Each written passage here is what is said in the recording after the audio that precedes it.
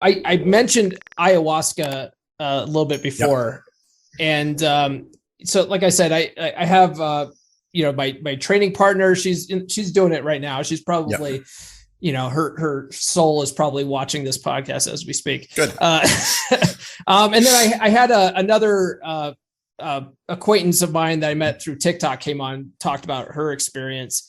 I saw that one. Yeah. Have you experienced it? I mean, it's essentially like using psychedelics to dig out So that kind of stuff too, right? Or no, is it not the same? here's my view on psychedelics. Okay. I've done psilocybin. I've done LSD. I've done San Pedro, which is cousin of peyote. I've done combo, which is Amazonian tree frog poison. It's not a psychedelic, but it's another kind of plant medicine, right? Mm-hmm. I've done Rome. I've done Hape. Done a lot of that stuff in the past year. I think those things are phenomenal. What they are basically doing is giving you access to your unconscious mind chemically. Okay. Push a button, roll the dice, the doors open up, something comes out, right? The difficulty with those things is that you have no control over where you go. Okay. Right? So you're opening the doors, you don't necessarily know what's going to come out, right? Ayahuasca in particular is very much a you get to deal with this whether you really want to or not kind of thing. Yeah. Right? Psilocybin, LSD tend to be very different on that way, but all those are very much giving yourself access to parts of your mind you can't usually get to because of that critical factor, because of that wall, right? Cool. Beautiful for giving yourself insight. It's beautiful for giving yourself insight, especially into things that you didn't realize you needed to go take a look at. Okay. Right? Gotten a lot of really powerful insights. That's part of how I came to that realization that yes, the world has stuff for me and to enjoy, and I can have it, and life is therefore worth living. Yeah. It was through MDMA and psilocybin and LSD. Doing some of those things in very facilitated settings with a lot of coaches and a lot of healers around. That I think is the best way to do any of these plant medicines in structured settings, whether ritual or therapeutic or group, where you have plenty of support from knowledgeable people who know what the hell they're doing. Yeah, not in your living room. Not in your living room by yourself. Not necessarily the best idea. Yeah. Some people like to do that. Like for me, that's never been how I've done it. Like if you want to microdose a little bit of mushrooms to have a nice time, microdose a little bit of LSD, have a nice time, whatever it happens to be, knock yourself out. I think these are very powerful substances that need to be used in a responsible way for a specific purpose. Yeah. That said, two things. Number one, ayahuasca is definitely on most of my things to do. I want to make that happen pretty soon. Okay. Number two, I'm really curious to see where I'm going to go with that, especially after I've done a lot of the work I've done. Yeah, the stories I've heard, like Ron White did a podcast interview with Joe Rogan and told his story, and I was just like, this stuff just sounds like so trippy, Yep.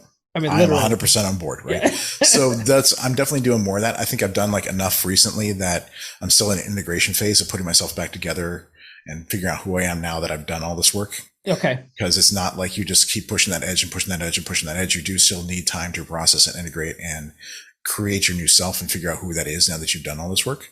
Okay. So I'm still in that kind of process right now. So I'm not ready for my next journey, but it's coming up soon. The next thing I'll say is that when you've done any sort of psychedelics, whether that's mushrooms, LSD, ayahuasca, iboga, any of those kinds of things, peyote, those kinds of stuff, that permanently alters your mind, right? Jordan Peterson was talking to Tim Ferriss about this stuff. And one of the things he says is that, doing psychedelics permanently increases trait openness, your openness to new ideas, your openness to new experiences, your openness to new novelty, right? So it increases that curiosity and kind of builds that connection between your conscious and your unconscious mind a little bit more solidly. It's easier to get down there. It's easier to open those doors. It's easier to cross that bridge, which for me makes hypnosis with people who've done psychedelics phenomenal. Makes it easier, right? Oh, it makes it infinitely easier. Yeah. Because they've already been there. Those doors are like opened so much easier. They already know what it's like to surrender on a journey and kind of allow themselves to be taken through that, right? They go deep. We get really powerful insights really fast, and we get wicked powerful change wicked fast. I love working with guys who've done psychedelics. Okay. Last but not least, the thing about hypnosis that I love is that it's kind of like psychedelics in that we get that access to your unconscious mind, but I get to drive the boat.